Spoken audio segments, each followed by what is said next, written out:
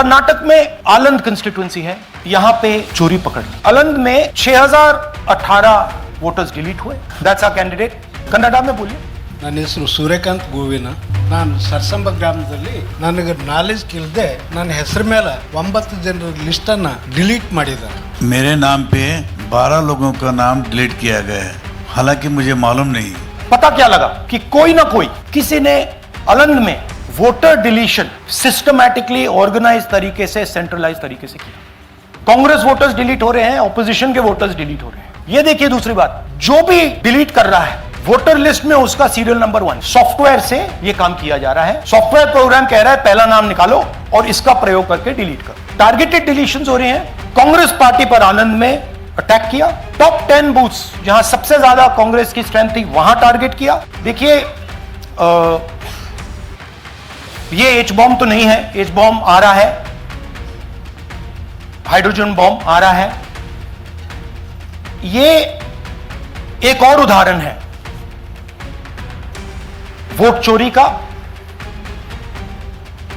पिछली बार मैंने आपको एडिशंस के बारे में बताया था, ये हम आपको डिलीशंस के बारे में दिखा रहे हैं और सबूत के साथ हम आपको दिखाएंगे कि ये जो डिलीशंस हुए हैं ये सेंट्रलाइज तरीके से कॉल सेंटर के प्रयोग करके, सॉफ्टवेयर के प्रयोग करके किए गए।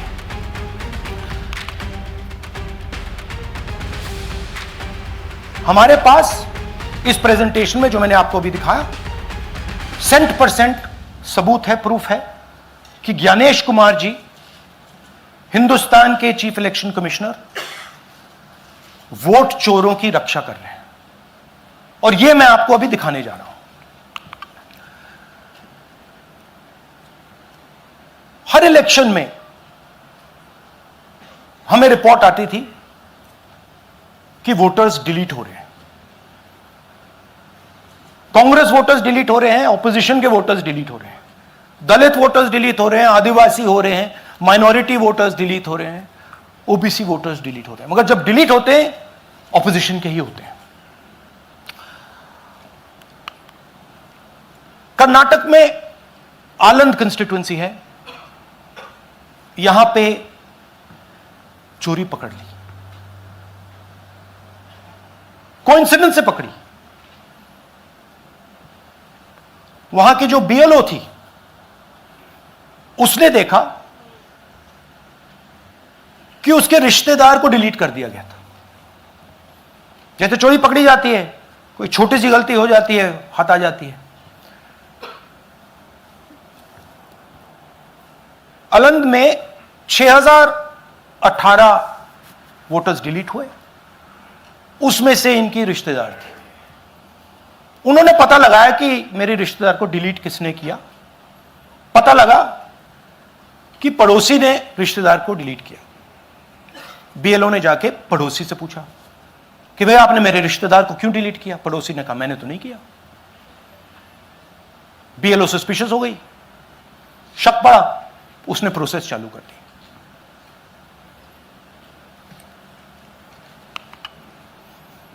पता क्या लगा कि कोई ना कोई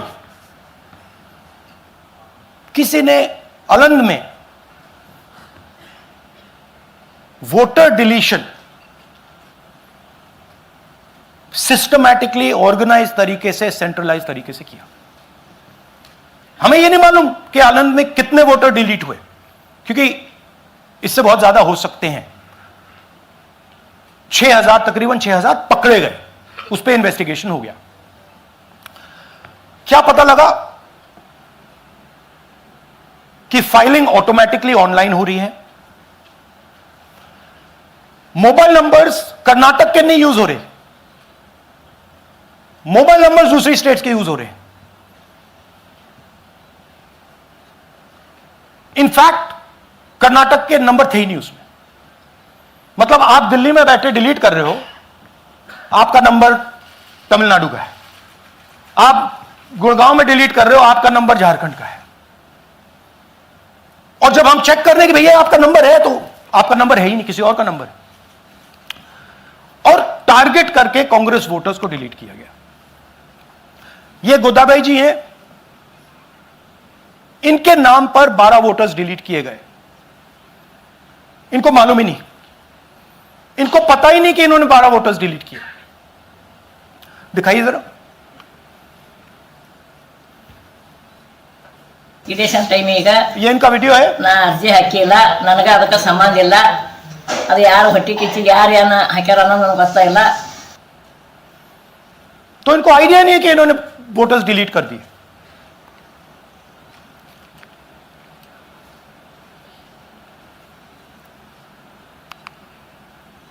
ये सारे के सारे जो नंबर्स हैं, ये कर्नाटक के नंबर्स नहीं है, ये अलग अलग स्टेट्स के नंबर्स हैं।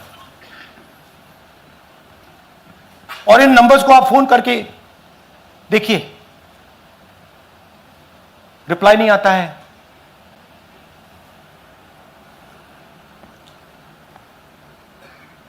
तो सवाल यह है कि किसके नंबर्स हैं, ये किसने ऑपरेट किए, जब इन्होंने ऑपरेट किए ये कहां थे,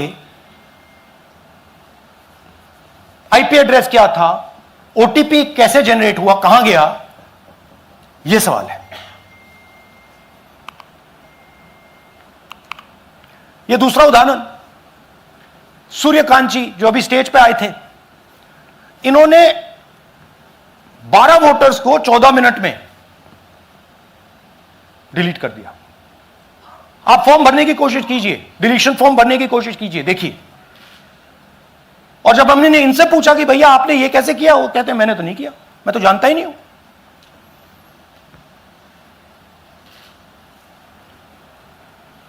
बबीता चौधरी जी का इन्होंने एक नाम डिलीट किया, यहां खड़ी हैं बबीता जी, यहां हैं, सूर्यकांत जी यहां हैं, आ जाइए जरा स्टेज पे, एक सेकंड आ जाइए। ये दोनों खड़े हैं यहां पे, सूर्यकांत जी, बबीता जी। इनको मालूम ही नहीं कि इन्होंने डिलीट किया, ये कर रहे थे। इनसे आप पूछिए, बताइए। That's our candidate. हाँ, कन्नड़ा में बोलिए। ನನ್ನ ಹೆಸರು ಸೂರ್ಯಕಾಂತ್ ಗೋವಿನ. ನಾನು ಸರ್ಸಂಬ ಗ್ರಾಮದಲ್ಲಿ ಇದ್ದೆ. ನನಗೆ ನಾಲೆಜ್ ಇಲ್ಲದೆ ನನ್ನ ಹೆಸರು ಮೇಲೆ 9 ಜನರ ಲಿಸ್ಟನ್ನು ಡಿಲೀಟ್ ಮಾಡಿದ್ದಾರೆ. ಅದು ಯಾಕಂತ ಇವರು ನನಗೆ ಬಂದು ಕೇಳಿದರು, ನಮ್ಮ ಹೆಸರು ನೀವು ಯಾಕೆ ಡಿಲೀಟ್ ಮಾಡಿದ್ರಿ ಅಂತ.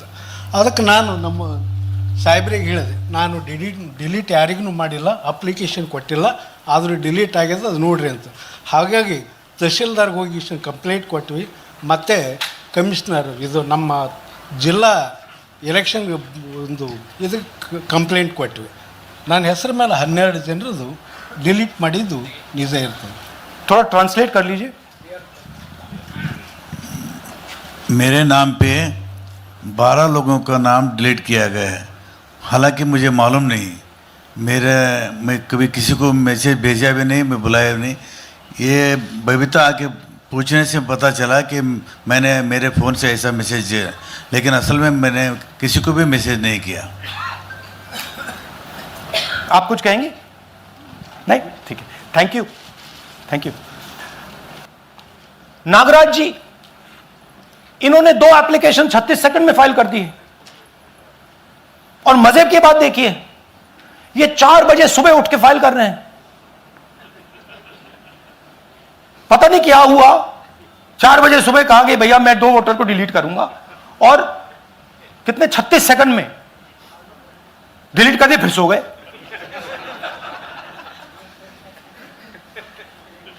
हमारी माइंड में पहले सवाल था कि क्या इलेक्शन कमीशन भी सो रहा है, मगर नहीं, सोया कोई नहीं है, जगे हुए हैं, सिस्टमैटिकली मदद हो रही है। यह देखिए दूसरी बात, जो भी डिलीट कर रहा है वोटर लिस्ट में उसका सीरियल नंबर 1 है। मतलब जो भी वोटर लिस्ट में पहले नंबर पे आता है वही डिलीट कर रहा है। 5वें नंबर वाला, 7वें नंबर वाला, 10वें वाला कोई नहीं कर रहा। तो हो क्या रहा है, सॉफ्टवेयर से यह काम किया जा रहा है। सॉफ्टवेयर प्रोग्राम कह रहा है पहला नाम निकालो और इसका प्रयोग करके डिलीट करो।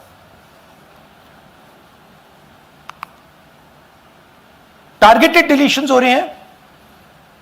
कांग्रेस पार्टी पर आनंद में अटैक किया। टॉप 10 बूथ्स जहां सबसे ज्यादा कांग्रेस की स्ट्रेंथ थी वहां टारगेट किया। और 2018 में पिछले इलेक्शन में 10 में से 8 बूथ कांग्रेस पार्टी जीती थी,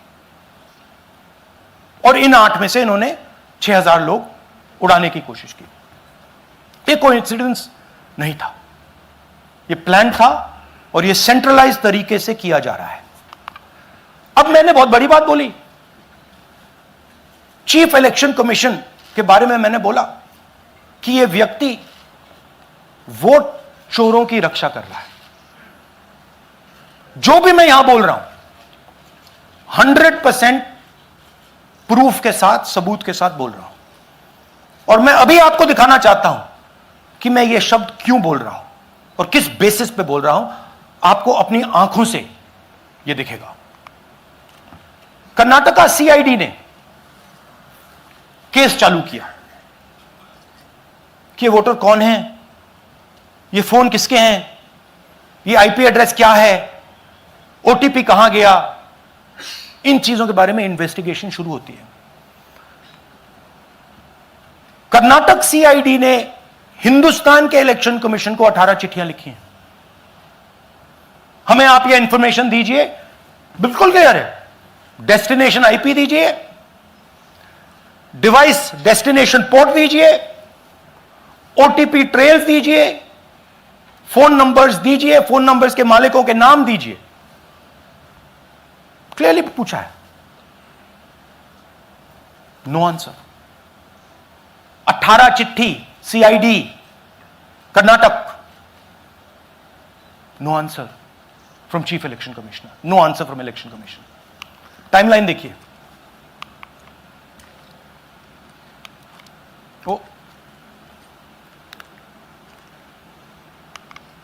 ओके, फरवरी 23 में इन्वेस्टिगेशन शुरू होती है।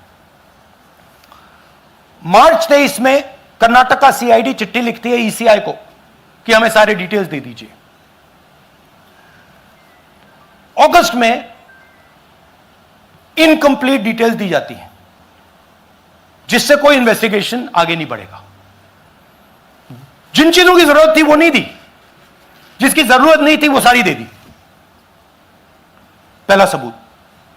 दूसरा सबूत, 18 बार रिमाइंडर लेटर गए हैं। आपको अगर सीआईडी एक बार लेटर भेज दे और आप नहीं गए, आप जानते हो क्या होगा। यहां पे इलेक्शन कमीशन को 18 बार लेटर गए हैं, कुछ नहीं हुआ है। बाद में क्या होता है, कर्नाटक ईसी इलेक्शन कमीशन को लिखता है, कहता है भैया हमें दे दीजिए, आपको इंफॉर्मेशन देना पड़ेगा। No reply. मार्च 25 में आखिरी लेटर सितंबर में गया है, कुछ ही दिन पहले। No reply from EC. यह है सबूत कि ज्ञानेश कुमार जी वोट चोरों की रक्षा कर रहे हैं, और यह ब्लैक एंड व्हाइट सबूत है, इसमें कोई कंफ्यूजन नहीं है कहीं।